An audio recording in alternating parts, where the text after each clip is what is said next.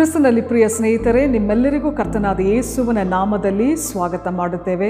ಈ ಹೊಸ ತಿಂಗಳಲ್ಲಿ ನಿಮ್ಮೆಲ್ಲರನ್ನು ಕಾಣುವಂತೆ ಕರ್ತನು ಕೊಟ್ಟಂಥ ಈ ಕೃಪೆಗಾಗಿ ನಾನು ದೇವರ ನಾಮವನ್ನು ಮಹಿಮೆಪಡಿಸುತ್ತೇನೆ. ಈ ತಿಂಗಳಲ್ಲಿ ದೇವರು ಕೊಟ್ಟಂಥ ವಾಗ್ದಾನ, ದೇವರು ಯಾಕೋಬನಿಗೆ ಹೇಳಿದೇನೆಂದರೆ, ನಾನು ನಿನಗೆ ಒಳ್ಳೆಯದನ್ನೇ ಮಾಡುವೆನೋ ಎಂಬುದಾಗಿ ದೇವರು ವಾಗ್ದಾನ ಮಾಡಿದರು. ನಿಜವಾಗಲೂ ಈ ಹೊಸ ತಿಂಗಳಲ್ಲಿ ದೇವರು ನಮಗೆ ಎಲ್ಲ ಕಾರ್ಯದಲ್ಲಿ, ಎಲ್ಲ ವಿಷಯದಲ್ಲಿ ಒಳ್ಳೆಯದನ್ನೇ ಮಾಡುತ್ತಾರೆ. ಯಾವುದೇ ಕಾರಣಕ್ಕೂ ಭಯಪಡದೆ, ಚಿಂತೆ ಪಡದೆ ನಾವು ದೇವರನ್ನು ನಿರೀಕ್ಷಿಸುವಾಗ ದೇವರು ನಮ್ಮ ಜೀವಿತದಲ್ಲಿ ಒಳ್ಳೆಯದನ್ನೇ ಮಾಡುತ್ತಾರೆ. ಈ ಅಂತ್ಯ ಕಾಲದಲ್ಲಿ ಉಜ್ಜೀವನ ದೇವ ದರ್ಶನ, ಎಂಡ್ ಟೈಮ್ ರಿವೈವಲ್ ಪ್ಲ್ಯಾನ್, ಈ ದರ್ಶನವನ್ನು ಅರ್ಥ ಮಾಡಿಕೊಂಡರೆ, ಸರಿಯಾಗಿ ನಾವು ಅರ್ಥ ಮಾಡಿಕೊಂಡರೆ ಆಟೋಮೆಟಿಕ್ ಆಗಿ ಬಿಡುಗಡೆ ಸಿಕ್ಕುತ್ತದೆ. ಅತಿಶಯವಾಗಿ ನೀವು ದೇವರನ್ನು ಸೇವಿಸ್ತೀರ. ಹಲ್ಲೆಲೂಯಾ. ಕಳೆದ ಬಾರಿ ನಾವು ಯೋಸೇಫನ ಬಗ್ಗೆ ಧ್ಯಾನ ಮಾಡಿದ್ದೇವೆ, ಯೋಸೇಫನ ಪರಿಶುದ್ಧದ ಬಗ್ಗೆ ನಾವು ಧ್ಯಾನ ಮಾಡಿದ್ದೀವಿ. ಈ ದಿನದಲ್ಲಿ ಯೋಸೇಫನ ದರ್ಶನ, ಜೋಸೆಫ್ಸ್ ವಿಷನ್ ಎನ್ನುವ ಮುಖ್ಯಾಂಶದಲ್ಲಿ ಈ ಸಂದೇಶವನ್ನು ನಾನು ನಿಮ್ಮೊಟ್ಟಿಗೆ ಹಂಚಿಕೊಳ್ಳಿಕ್ಕೆ ನಾನು ಇಷ್ಟಪಡುತ್ತೇನೆ. ನಿಮ್ಮನ್ನು ಉತ್ಸಾಹಪಡಿಸಿ ನೀವು ದೇವ ದರ್ಶನವನ್ನು ಹೊಂದಿಕೊಳ್ಳಬೇಕೆಂದು ನಮ್ಮ ಹೃದಯದಲ್ಲಿ ನಾವು ಬಯಸುತ್ತೇವೆ. ಕರ್ತನು ನಿಮ್ಮನ್ನು ಆಶೀರ್ವಾದ ಮಾಡಿ ಬಲಪಡಿಸಲಿ. ಈ ದಿನದಲ್ಲಿ ಒಂದು ವೇದ ವಾಕ್ಯವನ್ನು ನಾವು ಓದೋಣ. ಆದಿಕಾಂಡ 37ನೇ ಅಧ್ಯಾಯ 5ರಿಂದ 10ನೇ ವಚನವರೆಗೂ, ಜೆನೆಸಿಸ್ ಚಾಪ್ಟರ್ 37 ವರ್ಸಸ್ 5 to 10. ಅದರಲ್ಲಿ 7ನೇ ವಚನವನ್ನು ನಾನು ಓದ್ತೇನೆ. ಆ ಕನಸಿನಲ್ಲಿ ನಾನು ಹೊಲದಲ್ಲಿ ಸಿವುಡುಗಳನ್ನು ಕಟ್ಟುತ್ತಾ ಇದ್ದೆವು. ಆಗ ನನ್ನ ಸಿವುಡು ಎದ್ದು ನಿಲ್ಲಲು ನಿಮ್ಮ ಸಿವುಡುಗಳು ಸುತ್ತಲೂ ಬಂದು ನನ್ನ ಸಿವುಡಿಗೆ ಅಡ್ಡ ಬಿದ್ದುದನ್ನು ಕಂಡೆನು ಎಂದು ಹೇಳಿದನು. ಯೋಸೇಫನು ಒಂದು ದರ್ಶನವನ್ನು ಕಂಡನು, ಒಂದು ಕನಸನ್ನು ಕಂಡನು. ಈ ಕನಸನ್ನು ತನ್ನ ಸಹೋದರರಿಗೆ ಆತನು ತಿಳಿಸುತ್ತಾನೆ. ಅದಾದ ಮೇಲೆ ಆತನು ಇನ್ನೊಂದು ಕನಸನ್ನು ಕೂಡ ಕಂಡೆನು ಅಂತ ಹೇಳಿದನು. ಅದು 9ನೇ ವಚನದಲ್ಲಿ ಬರೆಯಲ್ಪಟ್ಟಿದೆ. ಆ ವಾಕ್ಯ ನೋಡ್ತೇನೆ.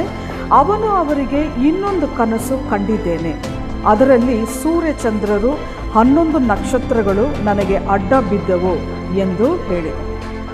ಇದನ್ನು ಕೇಳಿದ ಯೋಸೇಫನ ತಂದೆಯಾದ ಯಾಕೋಬನನು ನಾವೆಲ್ಲರೂ ನಿನ್ನ ಮುಂದೆ ಅಡ್ಡ ಬೀಳುವುದಕ್ಕೆ ಬಂದೆವೋ ಎಂದು ಆತನನ್ನು ಗದರಿಸಿದನು ಎಂದು ವಾಕ್ಯ ಇಲ್ಲಿ ಹೇಳುತ್ತದೆ. ದೇವರು ನಮಗೆ ಒಂದು ದರ್ಶನ ಕೊಡುವಾಗ ಅದಕ್ಕೆ ವಿರುದ್ಧಗಳು, ಒತ್ತಡಗಳು ಬರುತ್ತದೆ. ಆದರೆ ದರ್ಶನವನ್ನು ಮಾತ್ರ ಬಿಟ್ಟು ಬಿಡಬೇಡಿ. ಹಲ್ಲೆಲೂಯಾ. ಇವತ್ತು ನೋಡ್ರಿ, ಜನರಿಗೆ ದರ್ಶನ ಇಲ್ಲ. ದರ್ಶನ ಅಂದ್ರೇನು? What is vision? ದರ್ಶನ ಅಂದರೆ ದೇವರು ನಮಗೆ ಕೊಡುವುದೇ ದರ್ಶನ. ನಾವು ಇಷ್ಟಪಡುವುದು ದರ್ಶನ ಅಲ್ಲ. ದೇವರು ತನ್ನ ಯೋಜನೆಯನ್ನು ನೆರವೇರಿಸುವುದಕ್ಕಾಗಿ ತನ್ನ ಜನರಿಗೆ ಒಂದು ದರ್ಶನ ಕೊಡುತ್ತಾರಲ್ವಾ, ಅದೇ ದರ್ಶನ. ಹಲ್ಲೆಲೂಯಾ. ಇಲ್ಲಿ ನೋಡಿ, ದೇವರು ಯೋಸೇಫನನ್ನು ಒಂದು ಯೋಚಿತ ಕಾರ್ಯಕ್ಕಾಗಿ ಆರಿಸಿಕೊಂಡರು.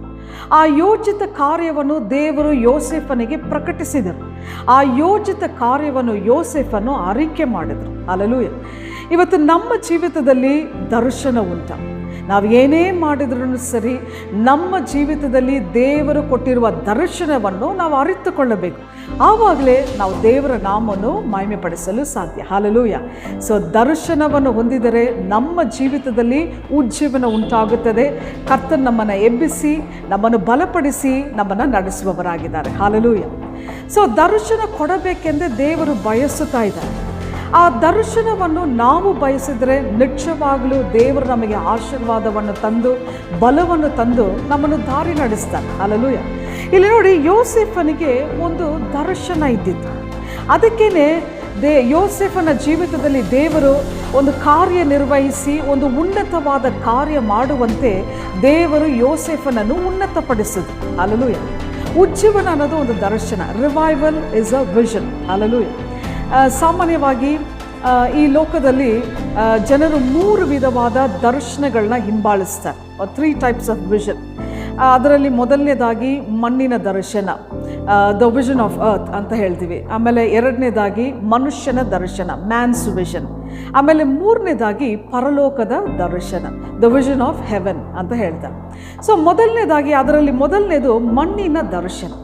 ಈ ಮಣ್ಣಿನ ದರ್ಶನವುಳ್ಳ ಜನರು ಇವರು ಏನು ಮಾಡ್ತಾರಂದರೆ, ಯಾವುದನ್ನು ತಗೋಬೇಕು, ಯಾವುದನ್ನು ಕೊಂಡ್ಕೋಬೇಕು, ಈ ಭೌತಿಕವಾದ ಆಶೀರ್ವಾದಗಳನ್ನು ಅವರು ಬಯಸುತ್ತಾರೆ. ಮತ್ತು ಒಂದು ಒಳ್ಳೆಯ ಅಂತಸ್ತು ಉಳ್ಳವರಾಗಿರಬೇಕು ಎಂದು ಅವರು ಬಯಸುತ್ತಾರೆ. ಒಂದು ವೇಳೆ ದೇವರು ನಮಗೆ ಕೊಟ್ಟರೆ ಅದನ್ನು ದೇವರ ನಾಮ ಮಹಿಮೆಗಾಗಿ ಉಪಯೋಗಿಸೋಣ. ಆದರೆ ಈ ಮಣ್ಣಿನ ದರ್ಶನ ಮಣ್ಣಲ್ಲೇ ಅದು ನಾಶವಾಗಿ ಬಿಡುತ್ತದೆ. ಎರಡನೇದಾಗಿ ನಾವು ನೋಡಬೇಕಾದ್ರೆ ಮನುಷ್ಯನ ದರ್ಶನ, ಮ್ಯಾನ್ಸ್ ವಿಷನ್. ಹಲವಾರು ವಿಧದಲ್ಲಿ ಈ ಲೋಕದಲ್ಲಿ ಜನರು ಇದ್ದಾರೆ. ಒಂದು ಉದಾಹರಣೆಗೆ ಬಡವರು, ಆಮೇಲೆ ವಿಧವೆಗಳು, ಅನಾಥರು ಎಂಬುದಾಗಿ ಈ ಹಲವಾರು ವಿಧದಲ್ಲಿ ಜನರಿದ್ದಾರೆ. ಸೊ ಮನುಷ್ಯನ ಮೇಲೆ ದಯೆ ತೋರಿಸಿ ಮನುಷ್ಯರಿಗೆ ಮಾಡುವಂಥ ಸೇವೆ ಮನುಷ್ಯನ ಸೇವೆ. ಈ ಅಮೆರಿಕ ದೇಶದಲ್ಲಿ ಅವ್ರು ಮಾಡುವಂಥ ಸೇವೆಯನ್ನು ನಾವು ನೋಡಬೇಕಾದ್ರೆ 90% ನಾವು ನೋಡಬೇಕಾದ್ರೆ ಹ್ಯೂಮ್ಯಾನಿಸಮ್ ಡಾಮಿನೇಟ್ ಮಾಡುತ್ತದೆ. ಅಂದರೆ ಅವರು ಜನರಿಗೆ ಅವ್ರು ಏನನ್ನ ಒಂದು ಸಹಾಯ ಮಾಡುವಾಗ ಆಟೋಮೆಟಿಕ್ ಆಗಿ ಜನರಿಗೆ ಅವರ ಮೇಲೆ ಒಂದು ಪ್ರೀತಿ ಬರುತ್ತದೆ. ಸೊ ಮನುಷ್ಯರಿಗೆ ಪ್ರಿಯವಾಗಿ ಮಾಡುವಂಥ ಸೇವೆ ಮನುಷ್ಯರ ಸೇವೆ, ಇದು ಮಹಿಮೆಯ ಸೇವೆ ಆಗುವುದಿಲ್ಲ. ಹಾಗೆ ಮಣ್ಣಿನ ದರ್ಶನನ, ಮನುಷ್ಯನ ದರ್ಶನನ, ಇಲ್ಲಾಂದರೆ ಪರಲೋಕದ ದರ್ಶನ. ಉನ್ನತವಾದ ದೇವರಾದ ಕರ್ತನು ನಮಗೆ ಒಂದು ದರ್ಶನ ಕೊಡುತ್ತಾರಂದರೆ ನಿಶ್ಚಯವಾಗಿ ಅದೇ ನಿಜವಾದ ದರ್ಶನ. ಹಲ್ಲೆಲೂಯಾ. ಆ ದರ್ಶನನೇ ಈ ಲೋಕಕ್ಕೆ ಒಂದು ನಡುಕವನ್ನು, ಬಿಡುಗಡೆಯನ್ನು, ಬಲವನ್ನು ನಿಶ್ಚಯವಾಗಿ ತರುತ್ತದೆ. ಹಲ್ಲೆಲೂಯಾ. ಈ ಅಂತ್ಯ ಕಾಲದಲ್ಲಿ ನಮಗೆ ಒಂದು ಉನ್ನತವಾದ ದರ್ಶನ ಇರಬೇಕು. ನಮ್ಮ ಕರ್ತನಾದ ಯೇಸು ಕ್ರಿಸ್ತನು ಅತಿ ಬೇಗನೆ ಬರಲಿಕ್ಕಿದ್ದಾರೆ. ಅವರನ್ನು ಸಂಧಿಸಲು ನಾವು ಸಿದ್ಧರಾಗಬೇಕು ಮತ್ತು ಅವರ ಬರೋಣದಲ್ಲಿ ಕನ್ಯರಂತೆ ಸಿದ್ಧರಾಗಬೇಕು. ನಮ್ಮ ದೀವಟಿಗಳು ಸದಾಕಾಲ ಉರಿದು ಪ್ರಕಾಶಮಯವಾಗಿರಬೇಕು. ಹಲ್ಲೆಲೂಯಾ. ಅವರ ಉನ್ನತವಾದ ಬರೋಣಕ್ಕಾಗಿ ನಮ್ಮನ್ನು ಮತ್ತು ನಮ್ಮ ಕುಟುಂಬಗಳನ್ನು ನಾವು ಸಿದ್ಧಪಡಿಸಿದ್ದೇವಾ ಎನ್ನುವುದರ ಬಗ್ಗೆ ನಾವು ಜಾಗೃತ ವಹಿಸಬೇಕು. ಹಲ್ಲೆಲೂಯಾ. ಸೊ ವೇದದಲ್ಲಿ ನಾವು ಒಂದು ವಾಕ್ಯವನ್ನು ಓದುವಾಗ ಯೋಸೇಫನು ಹೇಳಿದ ದರ್ಶನದಲ್ಲಿ ಒಂದು ಮಾತನ್ನು ನಾನು ನಿಮ್ಮೊಟ್ಟಿಗೆ ಹಂಚಿಕೊಳ್ಳಿಕ್ಕೆ ನಾನು ಇಷ್ಟಪಡುತ್ತೇನೆ. ಜೆನೆಸಿಸ್ 37:7. ಆ ಕನಸಿನಲ್ಲಿ ನಾವು ಹೊಲದಲ್ಲಿ ಸಿವುಡುಗಳನ್ನು ಕಟ್ಟುತ್ತಾ ಇದ್ದೆವು, ಆಗ ನನ್ನ ಸಿವುಡು ಎದ್ದು ನಿಲ್ಲಲು ಎಂದು ಯೋಸೇಫನು ಅವನು 17 ವರ್ಷದಲ್ಲಿ ಇರುವಾಗ ಈ ದರ್ಶನವನ್ನು ಪ್ರಕಟಿಸಿದ. ವಾಕ್ಯ ಹೇಳುತ್ತದೆ, ಯೌವನಸ್ಥರು ದರ್ಶನವನ್ನು ಕಾಣುವರು, ನೋಡುವರು ಎಂಬುದಾಗಿ ವಾಕ್ಯ ಇಲ್ಲಿ ಹೇಳುತ್ತದೆ. ನಾವು ನೋಡಿ ಈ ವಾಕ್ಯವನ್ನು ಓದಿರೋ ಪ್ರಕಾರ ನನ್ನ ಸಿವುಡುಗಳು ಎದ್ದು ನಿಂತವು. ಸೊ ಈ ದಿನದಲ್ಲಿ ದೇವರಿಗಾಗಿ ನೀತಿವಂತರಾಗಿ ಸತ್ಯವುಳ್ಳವರಾಗಿ ಎದ್ದು ನಿಲ್ಲುವಂತೆ ದರ್ಶನ ನಮ್ಮ ಜೀವಿತದಲ್ಲಿ ಇರಬೇಕು. ಹಲ್ಲೆಲೂಯಾ. ಸೊ ಪಾಪದ ಲೋಕದಲ್ಲಿ ಅಲ್ಲಾಡದೆ ನಾವು ಬಂಡೆಯ ಮೇಲೆ ಕಟ್ಟಲ್ಪಟ್ಟಂಥ ಒಂದು ಮನೆಯ ರೀತಿಯಲ್ಲಿ ನಾವು ಇರಬೇಕು. ಹಾಗಾದರೆ ನಾವು ಭಾಗ್ಯವಂತರು. ಹಲ್ಲೆಲೂಯಾ. ಸೊ ಈ ರೀತಿ ಸಾಕ್ಷಿಗಳಾಗಿ ಇದ್ದರೆ ಅದು ನಮಗೆ ಆಶೀರ್ವಾದವನ್ನು ತರುತ್ತದೆ. ವಾಕ್ಯ ಹೆಂಗೆ ಹೇಳುತ್ತದೆ, ನೀತಿವಂತನು ಸಿಂಹದ ರೀತಿಯಲ್ಲಿ ಧೈರ್ಯವುಳ್ಳವರಾಗಿರುತ್ತಾರೆ ಎಂಬುದಾಗಿ ವಾಕ್ಯ ಹೇಳುತ್ತದೆ. ಸೊ ಈ ದಿನಗಳಲ್ಲಿ ನಮ್ಮ ಜೀವಿತದಲ್ಲಿ ಮಾಡುವಂಥ ಕಾರ್ಯಗಳಲ್ಲಿ ದೇವರಿಗಾಗಿ ಎದ್ದು ನಿಲ್ಲುವ ಜನರಾಗಿ ಇದ್ದರೆ ನಿಶ್ಚಯವಾಗಿಯೂ ನಾವು ದರ್ಶನ ಹೊಂದಿದವರು. ಹಲ್ಲೆಲೂಯಾ. ಸೊ ನಾವು ಈ ಅಂತ್ಯ ಕಾಲದಲ್ಲಿ ನಾವು ಜೀವಿಸ್ತಾ ಇದ್ದೇವೆ. ಈ ಲೋಕದಲ್ಲಿ ನಾವು ನೋಡಬೇಕಾದ್ರೆ ಪ್ರತಿದಿನ ಏನೇನೋ ನಡೀತಾ ಇದೆ. ನಮ್ಮ ಕರ್ತನಾದ ಯೇಸು ಕ್ರಿಸ್ತನು ಅತಿ ಬೇಗನೆ ಬರಲಿಕ್ಕಿದ್ದಾರೆ. ಸೊ ಒಂದು ವಾಕ್ಯವನ್ನು ಕೊನೆಯದಾಗಿ ನಾನು ಒಂದು ವಾಕ್ಯವನ್ನು ಓದ್ತೇನೆ. ಲೂಕನ ಬರೆದ ಸುವಾರ್ತೆ 21ನೇ ಅಧ್ಯಾಯ 25ನೇ ವಚನದಿಂದ ನಾವು ಓದೋಣ. Luke chapter 21:25 onwards. ಇದಲ್ಲದೆ ಸೂರ್ಯ, ಚಂದ್ರ, ನಕ್ಷತ್ರಗಳಲ್ಲಿ ಸೂಚನೆಗಳು ತೋರುವವು. ಭೂಮಿಯ ಮೇಲೆ ಸಮುದ್ರ ಮತ್ತು ತೆರೆಗಳು ಘೋಷದ ನಿಮಿತ್ತವಾಗಿ ಜನಗಳಿಗೆ ದಿಕ್ಕು ಕಾಣದೆ ಸಂಕಟವೂ ಉಂಟಾಗುವುದು. ಆಕಾಶದ ಶಕ್ತಿಗಳು ಕದಲುವುದರಿಂದ ಮನುಷ್ಯರು ಭಯ ಹಿಡಿದವರಾಗಿ ಲೋಕಕ್ಕೆ ಏನು ಬರುವುದೋ ಎಂದು ಎದುರು ನೋಡುತ್ತಾ ಪ್ರಾಣ ಹೋದಂತಾದವರು. ಆಗ ಮನುಷ್ಯಕುಮಾರನು ಬಲದಿಂದಲೂ ಬಹು ಮಹಿಮೆಯಿಂದಲೂ ಮೇಘದಲ್ಲಿ ಬರುವುದನ್ನು ಕಾಣುವರು. ಆದರೆ ಇವು ಸಂಭವಿಸುವುದಕ್ಕೆ ತೊಡಗುವಾಗ ಮೇಲಕ್ಕೆ ನೋಡಿರಿ, ನಿಮ್ಮ ತಲೆ ಎತ್ತಿರಿ, ನಿಮ್ಮ ಬಿಡುಗಡೆಯು ಸಮೀಪವಾಗಿದೆ ಅಂದರು. ಹಲ್ಲೆಲೂಯಾ. ನಮ್ಮ ಕರ್ತನಾದ ಯೇಸು ಕ್ರಿಸ್ತನು ಈ ಲೋಕದಲ್ಲಿ ನಮಗೆ ಕೊಟ್ಟಿರುವ ಕೆಲಸವನ್ನು ನಾವು ಮಾಡಿ ಮುಗಿಸ್ಲಿಕ್ಕೆ ನಮಗೆ ಬಲ ಸಾಲದು, ನನಗೆ ಬಲ ಸಾಲದು.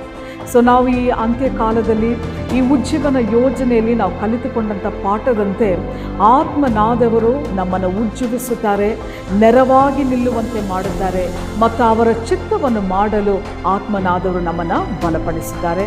ಮತ್ತು ಅವರ ಬರೋಣದಲ್ಲಿ ನಾವೆಲ್ಲರೂ ಭಾಗಿಗಳಾಗಿರಲಿಕ್ಕೆ ದೇವರು ಕೃಪೆ ತೋರಿಸ್ತಾರೆ, ನಿತ್ಯ ಜೀವವನ್ನು ಹೊಂದುತ್ತೇವೆ. ಹಲ್ಲೆಲೂಯಾ. ಸೊ ಈ ಅಂತ್ಯ ಕಾಲದಲ್ಲಿ ದರ್ಶನವನ್ನು ಪಡೆದುಕೊಳ್ಳಲು ದರ್ಶನ, ಆ ಪರಮ ದರ್ಶನ, ಆ ಪರಲೋಕದ ದರ್ಶನ ನಿಮಗೆ ಸಿಗಲಿ. ಕರ್ತನು ನಿಮ್ಮನ್ನು ಎಬ್ಬಿಸಲಿ, ಅವರ ನಾಮ ಮಹಿಮೆ ಹೊಂದಲು. ಒಂದು ಚಿಕ್ಕದಾಗಿ ಪ್ರಾರ್ಥನೆ ಮಾಡೋಣ. ಪ್ರೀತಿ ಸ್ವರೂಪನಾದ ನಮ್ಮ ತಂದೆಯಾದ ದೇವರೇ, ಈ ಒಂದು ಪ್ರಾರ್ಥನೆಯ ಸಮಯಕ್ಕಾಗಿ ಸ್ತೋತ್ರ. ಈ ಸಂದೇಶವನ್ನು ಕೇಳುತ್ತಾ ಇರುವ ಪ್ರತಿಯೊಬ್ಬರನ್ನು ನಿನ್ನ ಬಲವು, ಪ್ರತಿಯೊಬ್ಬರ ಮೇಲೆ ನಿನ್ನ ಬಲವು ಇಳಿದು ಬರಲಿ ಎಂಬುದಾಗಿ ನಾವು ಪ್ರಾರ್ಥಿಸ್ತೇವೆ. ನಾವೆಲ್ಲರೂ ಮೇಲೆ ನೋಡಿ ನೀನು ಹೇಳುವ ಚಿತ್ತವನ್ನು ಮಾಡುವವರಾಗಿ, ಯಾರನ್ನು ಕಳುಹಿಸಲಿ, ಯಾರು ನನ್ನ ಕಾರ್ಯವಾಗಿ ಹೋಗುತ್ತಾರೆ ಎಂದು ದೇವರ ಶಬ್ದವನ್ನು ಕೇಳುವ ಜನರಾಗಿ ಈ ದಿನಗಳಲ್ಲಿ ನಮ್ಮನ್ನು ಮಾರ್ಪಡಿಸು. ನಿನ್ನ ಶಬ್ದವು ಕೇಳಲ್ಪಡಲಿ. ಪ್ರತಿಯೊಬ್ಬರನ್ನು ನೀನು ಮುಟ್ಟು ಆಶೀರ್ವಾದ ಮಾಡು, ಬಲಪಡಿಸು ಮತ್ತು ದರ್ಶನವನ್ನು ಹೊಂದಿ ದಾರಿ ನಡೆಸೆಂಬುದಾಗಿ ನಾವು ಪ್ರಾರ್ಥಿಸ್ತೇವೆ. ಈ ಸಮಯದಲ್ಲಿ ನಮ್ಮ ಪ್ರಾರ್ಥನೆ ಕೇಳಿದಿಗಾಗಿ ಸ್ತೋತ್ರ. ಯೇಸುವಿನ ನಾಮದಲ್ಲಿ ಬೇಡೊಂದುತ್ತೇನೆ ತಂದೆ.